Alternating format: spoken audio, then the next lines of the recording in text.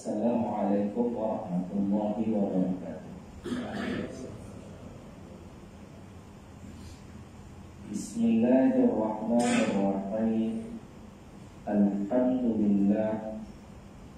Alhamdulillahi rabbil alamin, wa bihi nasta'in ala umuri dunya waddin. Wa sallallahu ala sayyidina Muhammadin khatamin nabiyyin wa ala alihi wa sahbihi ajma'in. Wa la hawla wa la quwwata illa billahil aliyyil azim. Rabbi shrah li sadri wa yassir li amri wahlul 'uqdatam min lisani yafqahu qawli. Subhanaka la ilma lana illa ma 'allamtana innaka antal alimul hakim. Amma ba'd. Alhamdulillah, para jemaah sekalian yang dirahmati Allah Subhanahu wa taala, lagi dikasihi, bersama-sama kita memanjatkan syukur kehadirat Allah Subhanahu wa taala kerana dipermudahkan segala kebaikan untuk kita. Diberi nikmat yang sangat-sangat bernilai, sangat-sangat hebat, tidak terhitung harga dia, tak terhitung nikmat itu sendiri. Dan mudah-mudahan kita berharap nikmat ini menjadikan kita makin hari makin tunduk, makin hamba kepada Allah. Itu perlu kepada pertolongan Allah. Baik, kita masuk, kita punya muzakarah, sambung lagi muzakarah kita. Walaupun lama ya kita terhenti ni. Jadi terhenti ni bukan niat dia berhenti, bukan. Tetapi dipanggil tertangguh. Itu tidak mengeluarkan seseorang daripada istiqomah.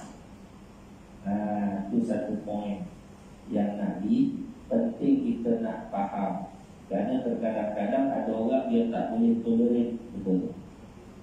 Dia menyangka istiqomah ni mana apa berlaku pun macam tu lah.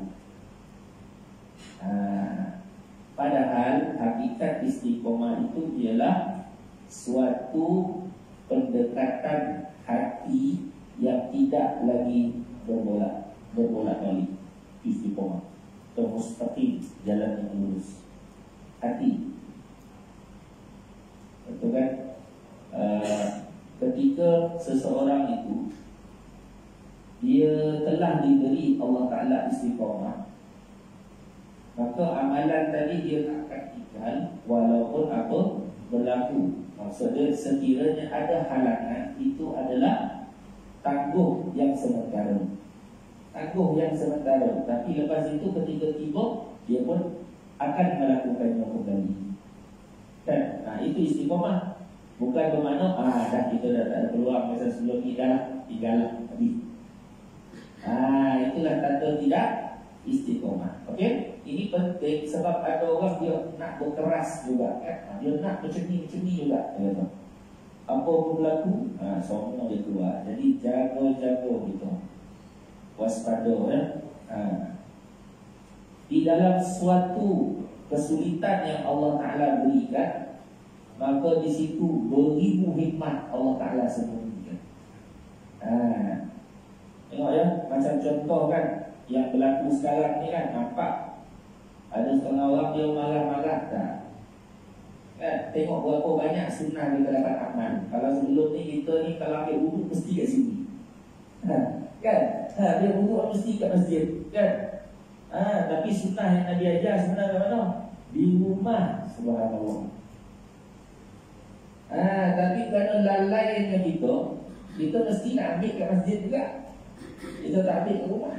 Tapi berlaku ni ada hikmah dia. Allah Ta'ala mudahkan kita, ambil semua kat rumah. Jadi itu dalam perjalanan kita hidup kat dunia ni, hendaklah kita kita kata sedar segalanya datang pada Allah Ta'ala.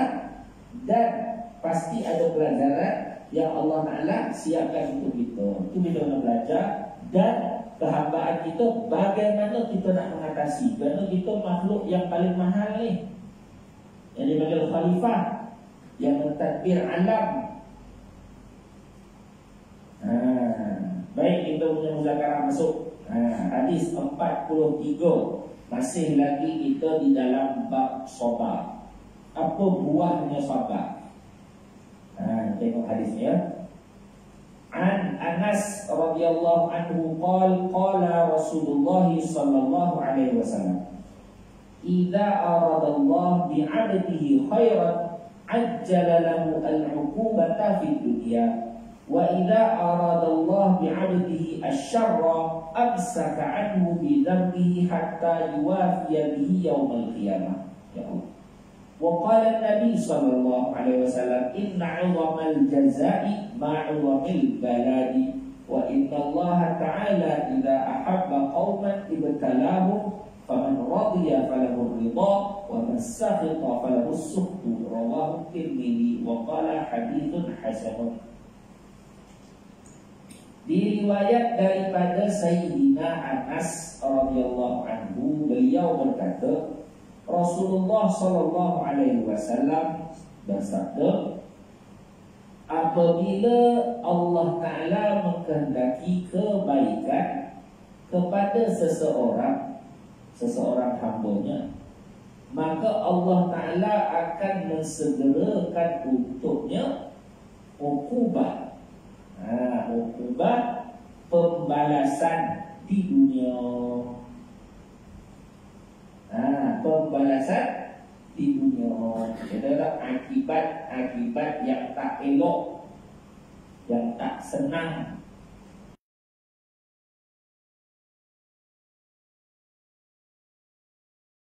Maknanya disebut balasan. Balasan ini tentulah kalau terlintas pada mula-mula pemikiran kita sesuatu yang kita tak senang, kan, balas. Maka Allah menyegerakan untuknya pembalasan di dunia. Itu ada kebaikan tu. Bila suatu pembalasan berlaku di dunia, di dalam dia ada pelajaran. Sebab itu umat-umat sebelum Nabi SAW, semua balasan yang berlaku pada mereka ke mana? Dunia. Kan? Umat Nabi Nuh atas kekufuran mereka di dunia. Kaum Nabi Allah Lut dibalas di dunia. Semua dibalas di dunia. Fir'aun dibalas di dunia. Namrud dibalas di dunia. Untuk kebaikan siapa? Kita.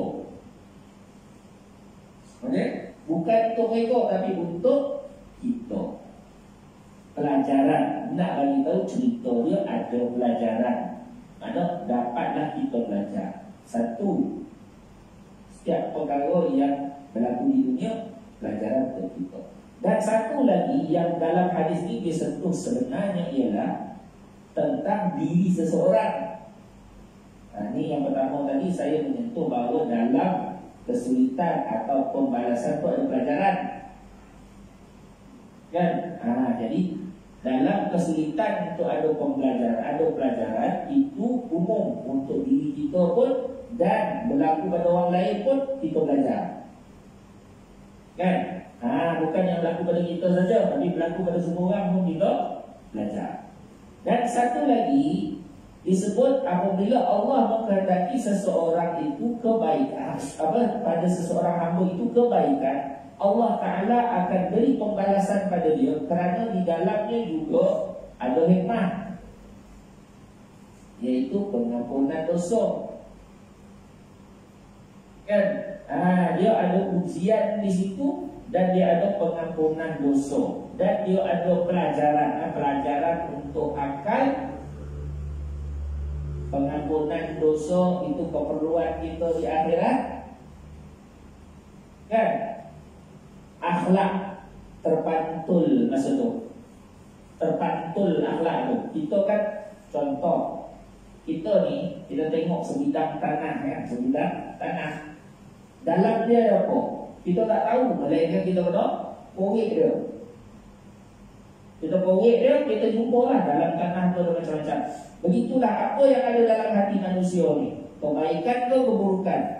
Nak tahu benda tu bila kena, benda tu kena, yang kata balasan tu kena pada dia, ataupun suatu ujian tu kena pada dia, kan? Masa itulah korek apa dalam hati.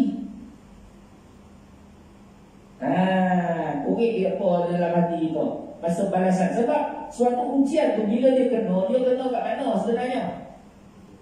Dia kena kat hati kita sebenarnya, bukan kena kat tubuh badan. Ada orang kena dia tak ada apa, ada orang kena dia menggelupung, kan? Sebab hakikat dia kena pada hati kita, yang tak senang hati kita, yang tak suka hati kita, yang tak sabar hati kita, kan? Jadi sebenarnya di situ ada kebaikan.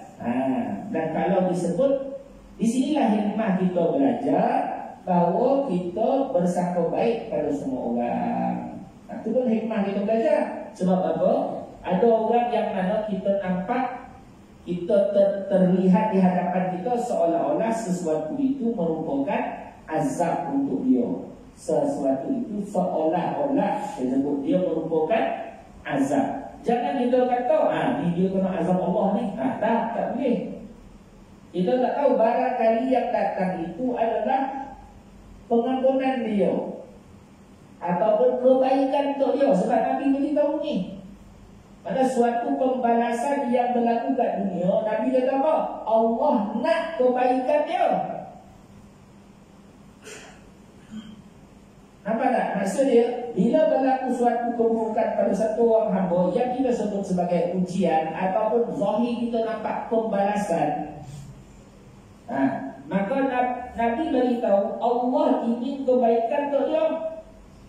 Sebab itu lidah kita dengan hamba Allah ni sangat bahaya. Jangan berani-berani kita sebut buruk pada orang. Jangan berani-berani, ya.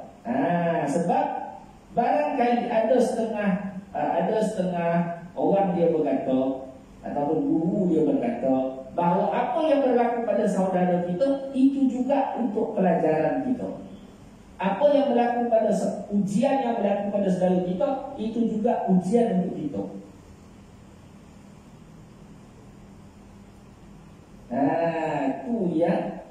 Itu yang kena tengok diri kita juga, kan?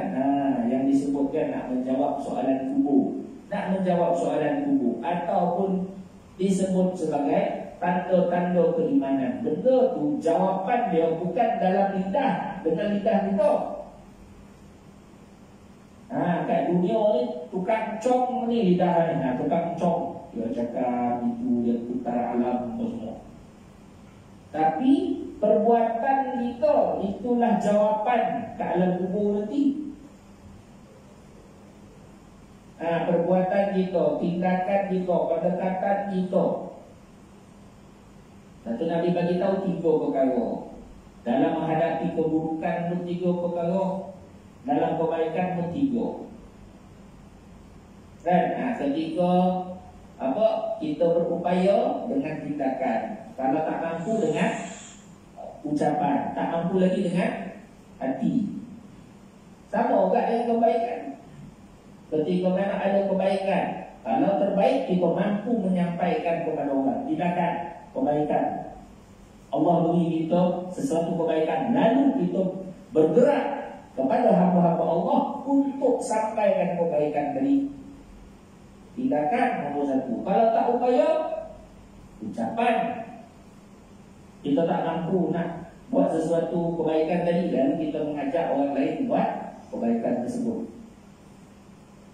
Ada satu hadis kan, Nabi SAW ketika mana datang tetamu daripada jauh, datang ke bumi Madinah nak belajar, maka Nabi pun tanyalah hantar orang ke rumah-rumah Nabi, isteri-isteri Nabi, lalu bertanya, mana orang tadi pusat tadi tanya isteri-isteri Nabi ada tak makanan kat rumah nak jamu tetamu. Maka dijawab oleh isteri-isteri Nabi tak ada. Maka Nabi SAW pun bertanya pada para sahabat, siapakah di kalangan kamu Yang boleh menjamu tetamu saya.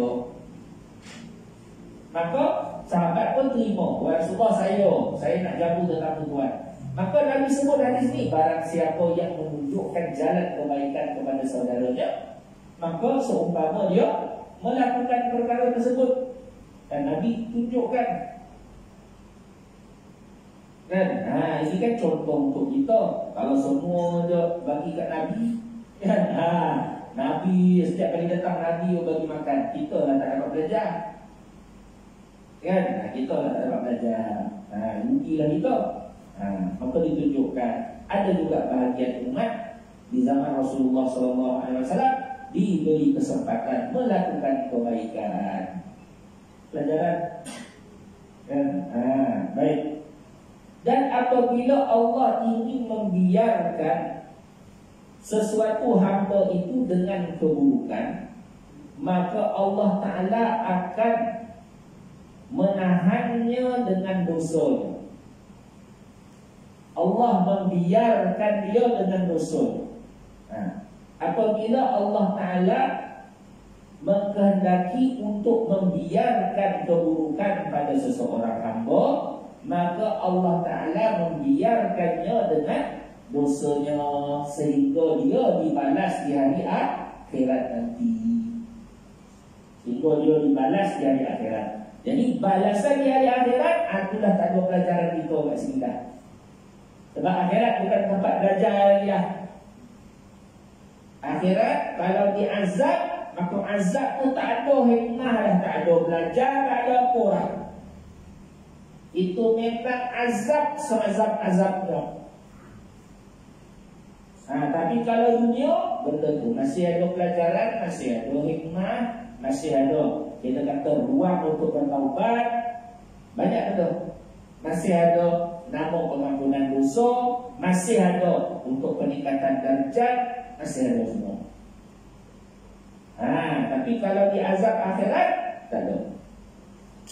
Sebab itu di sinilah orang-orang yang soleh mereka takut dengan istidraj. Mereka sangat takut istidraj. Mereka takut istidraj itu apa? Lalai ketika Allah beri nikmat. Istidraj.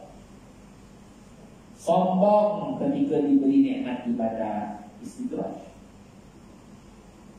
Ada orang kalau disebut istidraj, dia tengok orang kaya. Tengok dia diberi kekayaan, tak sayang pun. Pertama sekali dia tahu ke tak orang tu dah sembahyang ke tak? Apa kau duduk di sebelah dia 24 jam? Tak kan? Tak. Tak nampak pun kat masjid. Tak sayang tahu. Tapi kayo, itu istidraj. Jadi ini antara perkataan-perkataan yang menjadi salah faham bagi orang awam. Ni orang kaya ni tak sayang istidraj. Hakikat dia ialah lalai ketika dapat suatu nikmat. Bertambah ilmu, bertambah sombong. Istidraj. Bertambah ibadat, bertambah sombong, hina orang. Istidraj. Itu balasan untuk dia. Itu bahaya. Ini bukan orang dia kalau macam ni tak payah ibadah lagi. Ini dia jadi pening. Dia tak faham. Dia tak faham hikmah tu. Kalau macam tu semua benda tak jadi di dunia ni.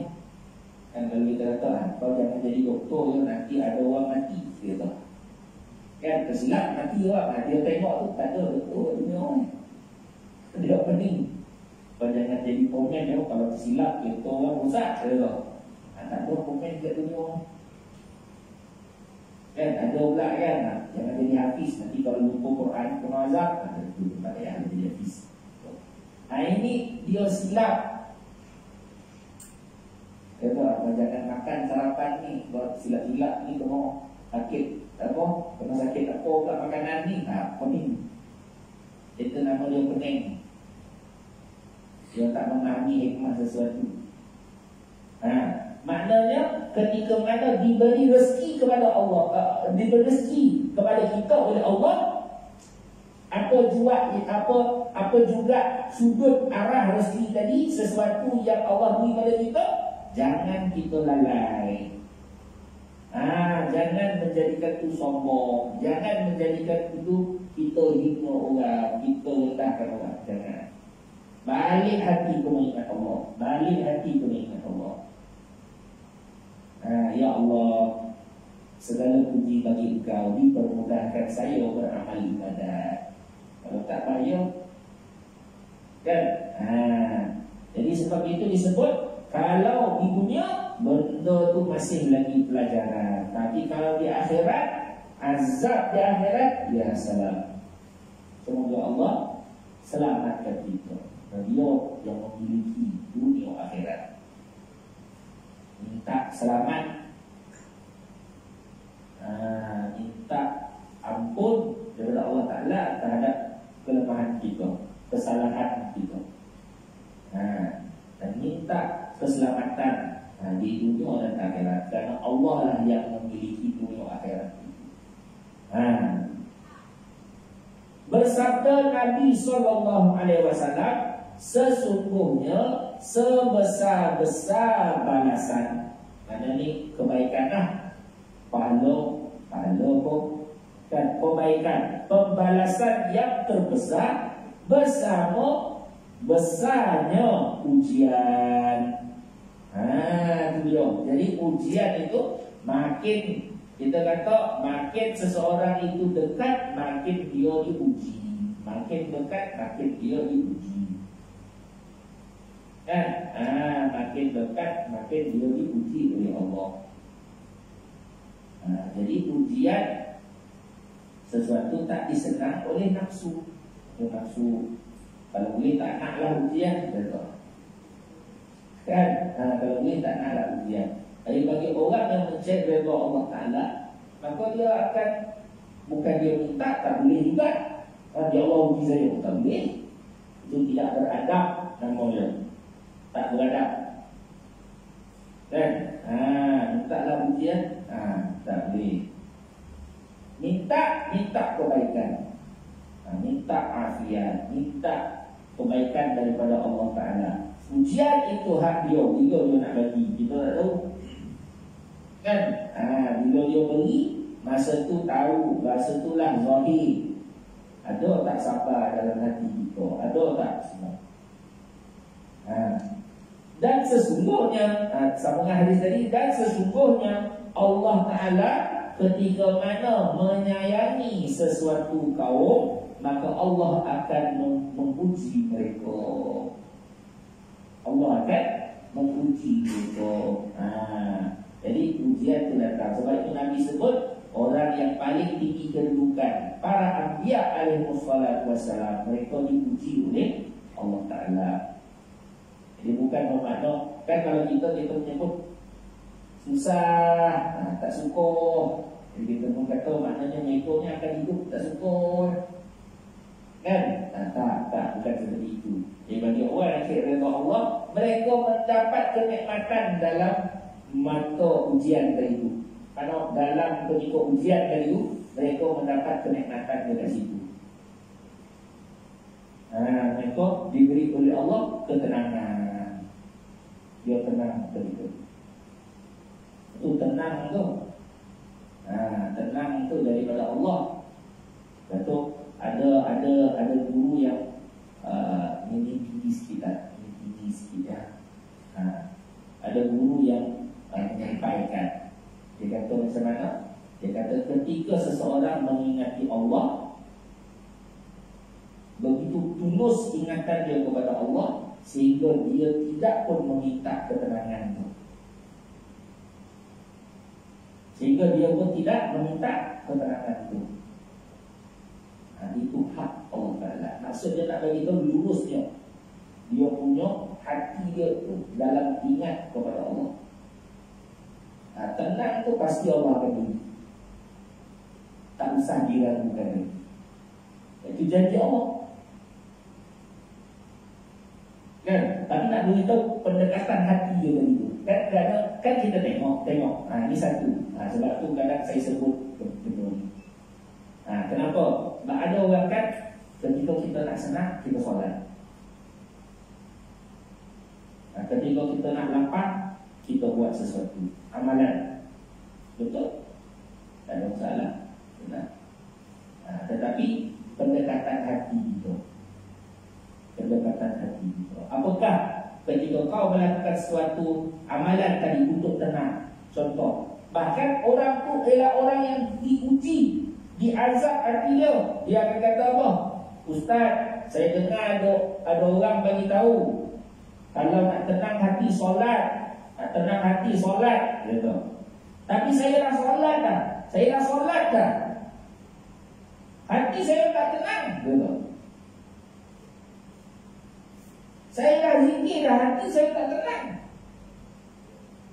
Saya dah baca Quran dah, hati saya tak tenang.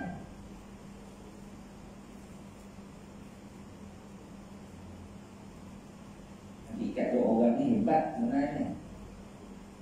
Satu ujian dua lain macam.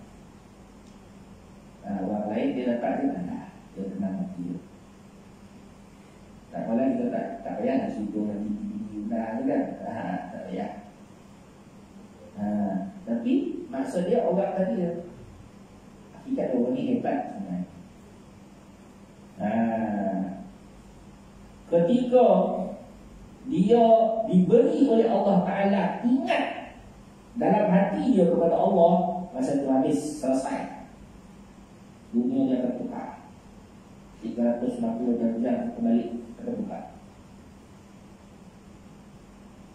sehingga dia akan diberi tenang dalam semua keadaan ketika dia diberi ingat Allah. Kan? Betul dulu dia nak membetulkan hati itu, bukan bermakna kau jangan sembahyang untuk tenang, bukan itu maksudnya, bukan dia nak melarang, bukan.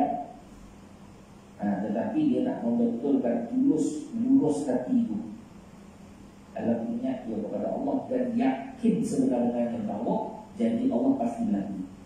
Maka itulah janji orang yang mengingati bukan kuruni al-kubur. Jadi artinya ketika kau melaksanakan kehambaan ibadah kau kepada Allah, jangan pedulikan tentang jangan dilihat kepada apa Allah bagi dia. Tak perlu. Hanya engkau hamba habis. Tu yang dia ada sambungan ni. Ketika Allah Ta'ala menyukai sesuatu kaum, maka Allah Ta'ala pasti menguji mereka. Sebab tu saya kata tadi orang yang tadi tu hebat tadi tu. Ketika dia kata, Ustaz saya dah solat tapi tak tenang, dia kan? Saya dah baca Quran tapi tak tenang lagi. Saya dah zikir tapi tak tenang lagi. Orang hebat sebenarnya ni. Dia boleh berjumpa lagi. Kan? Dia boleh berjumpa lagi. Tengok. Maka di sini Nabi bersabda, sambungan dia tadi, ketika Allah Ta'ala suka sesuatu kaum, lalu Allah akan uji mereka, maka barang siapa reda, maka Allah akan reda pada dia. Pertama sekali kena terima. Ujian berlaku, daripada siapa kita orang beriman kan? Orang yang bukan Muslim pun ketika dia terima suatu ujian itu berlaku, dia ada peningkatan, dia akan ada tindakan. Orang Islam dia bukan sekadar hidup kat dunia, dia ada bahagian yang tiada pada mereka, itu hati. In takunu ta'lamuna fa innahum ya'lamuna kama ta'lamun wa tarjuna minallahi ma la yarjun. Ketika berlaku peperangan kan antara orang Muslim dengan orang kafir itu dalam apa? Dalam Al-Quran menceritakan, nak beritahu sama saja bahagian di dunia. Bahagian dunia sama. Takunu ta'lamun fa innahum ya'lamun. Kalau engkau berasa sakit dengan sebab peperangan tadi, maka mereka pun berasa sakit. Sama. Tetapi watarjuna minallahi ma la yarjun, engkau mengharapkan kurniaan Allah, pemberian Allah, perkara yang tidak ada pada mereka, perkara yang tidak mereka harapkan. Yang itu mahal. Sepatutnya orang Muslim dia punya 2 kali lebih hebat lagi. Dan maka baliklah kehidupan dunia ini ujian untuk diri masing-masing. Itu hakikat dia. Maka barang siapa redha, maka untuknya keredaan daripada Allah. Ujian itulah hamba. Jangan ya Allah pun tak nak teruji. Itu makna apa? Bahasa-bahasa santai lah itu apa? Tak nak minta ujian. Itu apa? Maknanya dia minta mati. Ujian. Karena ujian ni berlaku masa kita hidup. Masa kita mati habislah. Itulah wakillah siapa kita. Kan ujian ni hidup. Masa kita hidup. Jangan minta kerana itu tidak beradab. Kan adab dia ialah ketika berlaku ingat balik daripada siapa. Itu daripada Allah Ta'ala. Untuk apa? Pasti ada hikmah dan kebaikan. Pelajaran untuk kita terutama. Contoh kan, sebab tu ada guru menyebut kan, bila satu orang bayi dia menyusu ibu kan, menyusu ibu. Ketika mana ibu dia berhentikan susu dia mana kalaulah bayi tadi dia menganggap itu adalah kebinasaan, dia ambil. Tetapi hakikat dia ialah Allah menyiapkan rezeki yang lain untuk dia. Ketika berhenti susu ibu dia, ada rezeki yang lain. Selama hamba tadi hidup, rezeki dia ada. Ada rezeki dia. Itu dia. Sebab itu ketika kita mencari rezeki, bukan kerisauan kita terhadap nilai rezeki itu, tak. Bukan, kerana itu adalah jaminan Allah. Usaha kita itu adalah kehambaan kita. Itu apa? Nanti kat syurga dia ingat nak makan pup datang. Kan? Ingat buruk sampai. Kan? Ingat sarapan pagi sup siap. Tu kat syurga. Kat dunia kau kena jadi hamba. Ketika mahu sesuatu, kan kena usaha. Usaha itulah jalannya sampai disebut kamu mau ketinggian di sisi Allah? Ya, usaha. Kamu mau syurga? Ya, usaha. Kamu mau bebas dari neraka? Ya, usaha. Usaha itu kehambaan kita kepada Allah.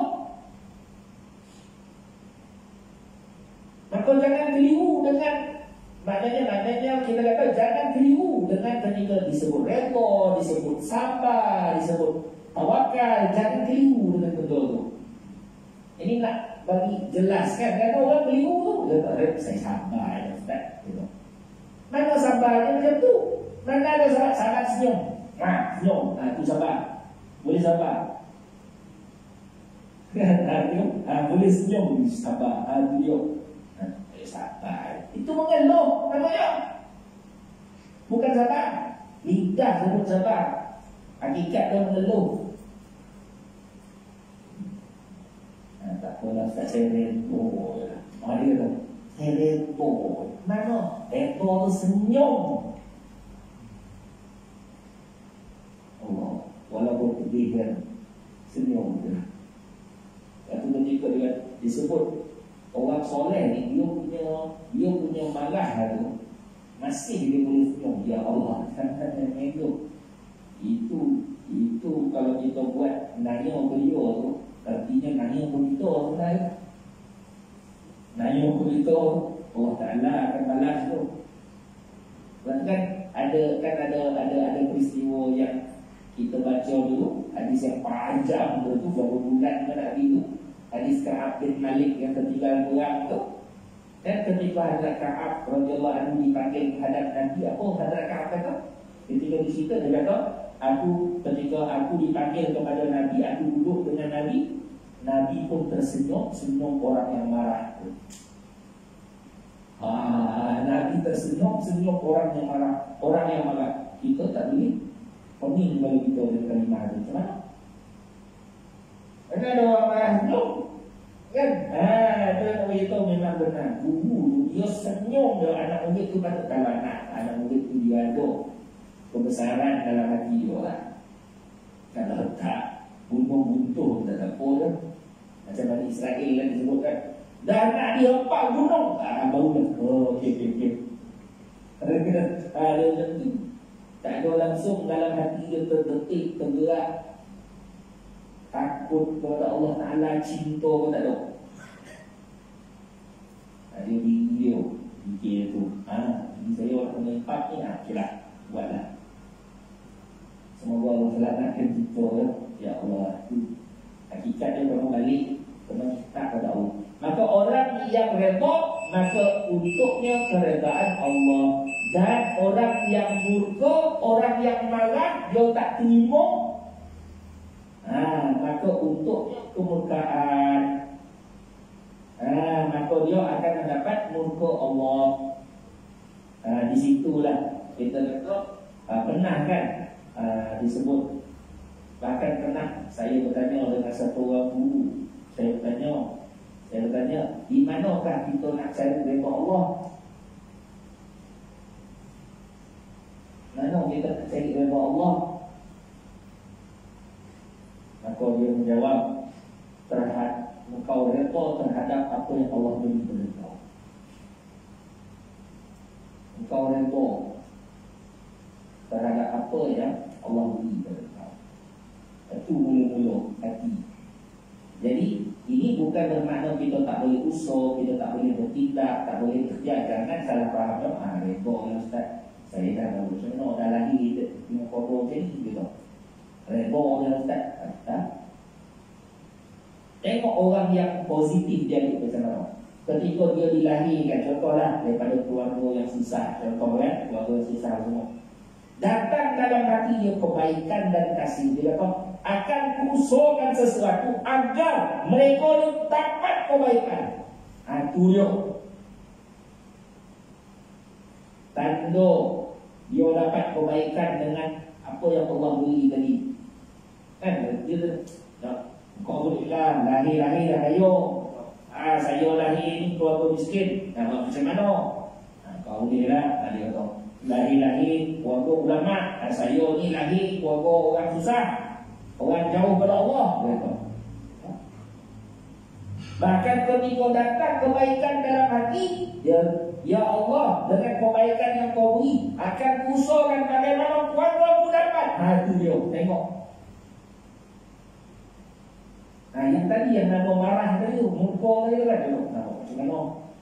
Aku dah lahir macam ni, tak ada orang bahagian aku kat situ gitu. Dia pula yang tahu macam mana akhirat dia. Tak.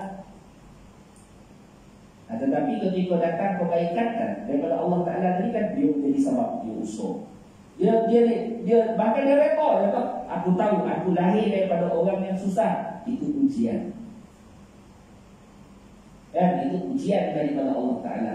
Aku berusaha agar kebaikan datang pada diri aku dan semua keluarga aku. Dia kan balik kan menjadi yang kuat tu. Ketika dia sedar tu ujian, dia menjadi kuat. Bahkan dia menjadi sumber kebaikan yang tak ada pada orang lain. Itu barang siapa yang dia redha kepada Allah Ta'ala dengan ujian-ujian yang berlaku. Yang ini saya sebut di awal tadi, bahawa antara buah sabar. Sebab redha tu dia tak boleh datang. Dia tak boleh datang sendiri. Dia melainkan dia perlu melalui proses sabar dulu. Dia mesti melalui melalui proses sabar. Berkali-kali dia susah. Akhir dia terima. Sebab tu dia kata sabar tu ada ujungnya. Bukan meletup redha. Sabar pun ada dia punya ujung dia kata. Ada penamat dia. Sabar tu ada penamat dia, redha. Masa dia redha, ketika dia hadap kesusahan tadi, dia hadap dengan hati yang tenang, dia akan bertindak dengan tindakan yang terbaik. Itu barakah. Itu kebaikan juga yang diturunkan oleh Allah Ta'ala untuk hati manusia.